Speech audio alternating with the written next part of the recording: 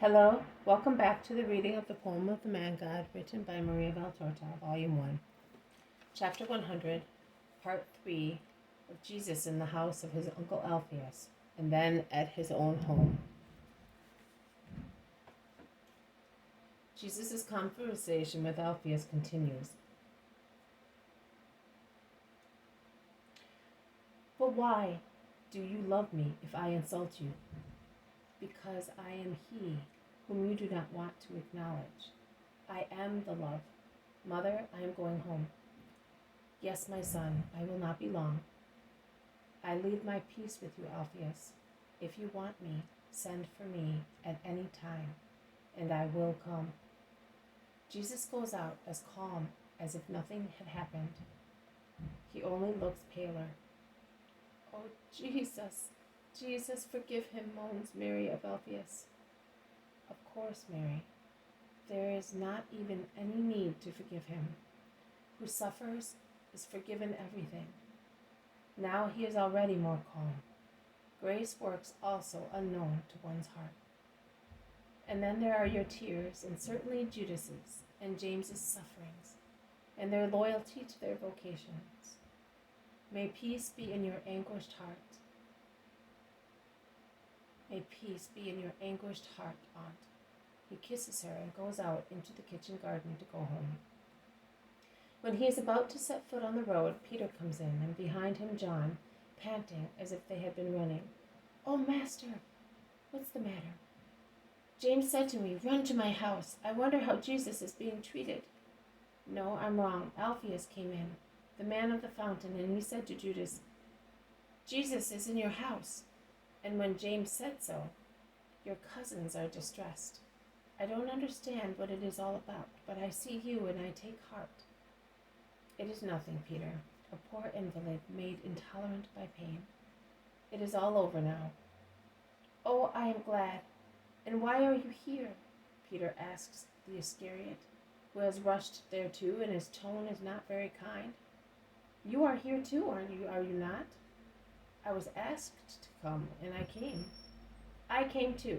If the Messiah was in danger and in his own fatherland, I have already defended him in Judea, can defend him also in Galilee. We are quite capable of that, but there is no need in Galilee. Ha ha ha! Indeed, his fatherland is ejecting him like heavy food.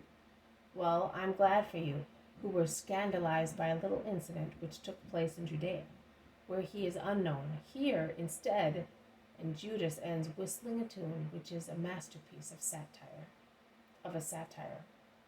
Listen, boy. I am not in the right mood to put up with you. Stop it.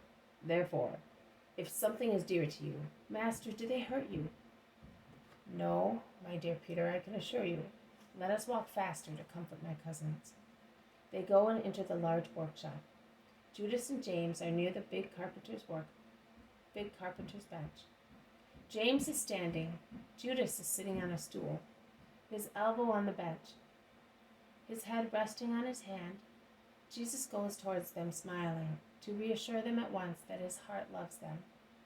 Alphaeus is calmer now. His pains are subsiding, and everything is peaceful again. You must be calm too. Did you see him and Mother? I saw everybody. Judas asks, also our brothers? No, they were not in. They were there. They did not want to be seen by you, but with us. Oh, if we had committed a crime, we would not have been treated like that. And we flew from Cana for the joy of seeing him again and bringing him what he is fond of.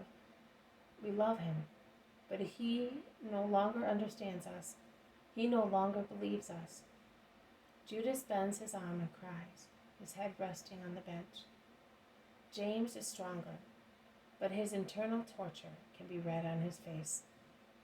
Do not cry, Judas, and you, do not suffer.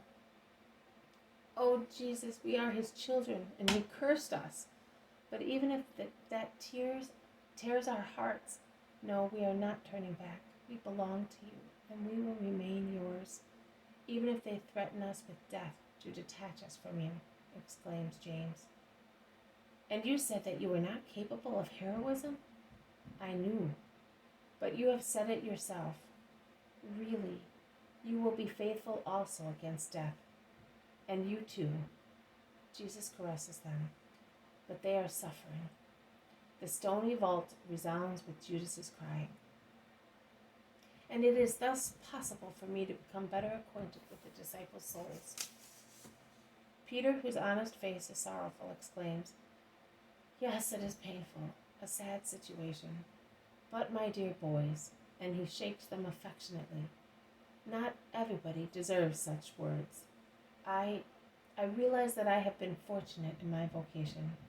That good woman, my wife, always says to me, 'It is as if I were repudiated because you are no longer mine,' but I say, 'Oh, happy repudiation.' You should say that too. You lose your father, but you gain God." The shepherd Joseph, an orphan, devoid of experience of family life, is amazed that a father can be the cause of so many tears, and says, "I thought I was the most unhappy of all because I am fatherless, but I see that it is better to moan over his death than to bewail him as an enemy." John kisses and caresses his friends. Andrew sighs and is quiet. He is pining to speak about but his shyness gags him. Thomas, Philip, Matthew, and Nathaniel are speaking in low voices in a corner, with the respect due to real sorrow. James of Zebedee is praying, just intelligibly, that God may grant peace. Simon Zealot, oh, how much I like his gesture. He leaves his corner and comes near the two distressed men. He lays one hand on Judas's head, and with his other arm he embraces James's waist and says, "Don't cry, son. Jesus did say to us, to you and to me, 'I am uniting you. You who are losing your father because of me, and you who have a father's heart without having any children.'" And we did not understand how much of a prophecy there was in his words, but he knew. "Now I beg you, I am old, and I always dreamt of being called father. Accept me as such, and I, as a father, will bless you every morning and evening. Please accept me as such." The two brothers nod in assent, sobbing more loudly. Mary comes in and hastens towards the two sad men. She caresses Judas's dark head and James's cheeks. She is as pale as a lily. Judas takes her hand, kisses it, and asks, "What is he doing?" "He is sleeping, son. Your mother sends you her kisses." And she kisses them both. Peter's harsh voice bursts out, "Listen, come here a moment. I want to tell you something." And I see Peter get hold of an arm of the Iscariot with a strong hand and take him out in the street. And then he comes back in alone. "Where did you send him?" asks Jesus. "Where? To get some fresh air, or I would have ended up by giving him some myself, but in a different way, and I did not do it only because of you. Oh, I feel better now. Who laughs in the presence of sorrow is an asp, and I crush snakes. You are here, and I only sent him out in the moonlight. It may well be, but I will become even a scribe, a change that only God can work in me, as I hardly know that I am in this world. But he will not become good, not even with the help of God. Simon of Jonas can assure you, and I am not mistaken. No, don't worry. He could not believe that he was getting away from a sad situation. He is more arid than a flint stone in the sun in August. Come on, boys. There is a mother here that not even heaven has a sweeter one. There is a master here who is more loving than paradise. And there are so many hearts that sincerely love you. Storms do a lot of good. They clear away the dust. Tomorrow you will be fresher than flowers, swifter than birds to follow our Jesus." And it all ends on these simple good words of Peter. Then Jesus says, "After this vision you will put the one I gave you in spring 1944, the one in which I asked my mother her impression on the apostles. By now their moral characters are sufficiently clear to allow that vision to be put here without scandalizing anybody. I did not need anybody's advice, but when we were alone, and the disciples were scattered among friendly families or in nearby villages, when I stopped in Nazareth, how pleasant it was to speak to and ask advice of my kind friend, my mother, and have confirmation from her graceful, wise lips of what I had already seen. I have never been anything but her son with her, and among those born of women, there was never a mother more mother than she, in all the perfections of human and moral motherly virtues. Neither was there a son more son than I with regard to respect, confidence, and love. And now that you have also had at least a little knowledge of the 12, of their virtues, faults, characters, struggles, is there still anyone who believes that it was an easy task for me to keep them together, elevate and perfect them? And is there still anyone who considers the life of an apostle to be easy? And that to be an apostle, or as very often in the case, to consider oneself such, one is entitled to a smooth life, free from sorrows, contrasts, defeats? Is there still anybody who only because he serves me expects me to be his servant and to work miracles uninterruptedly in his favor, making his life as beautiful as a flowery carpet, easy and glorious from a human point of view? My way, my work, my service is the cross. Sorrow, abnegation, sacrifice. I did that. Let those who say that they are my friends do the same.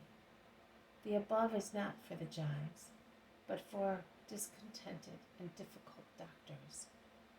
And also for doctors of captious objections, I say that I made use of the words uncle and aunt, which are unusual in Palestinian languages, to clarify and settle a disrespectful question concerning my condition of only begotten son of Mary, and the virginity of my mother, pre and postpartum. She, in fact, had me through spiritual, divine union, and let me repeat it once again. She knew no other union, neither did she give birth to any other child. Inviolate flesh, which even I did not rend, closed on the mystery of a tabernacle womb, the throne of the Trinity and of the incarnate Word. This has been a reading from the poem of the Man-God written by Maria Valtorta, Volume 1, Chapter 100, Part 3, Jesus in the house of his uncle Alphaeus, and then at his own home. Thank you for listening. I will see you tomorrow. May God bless you, and may peace be with you.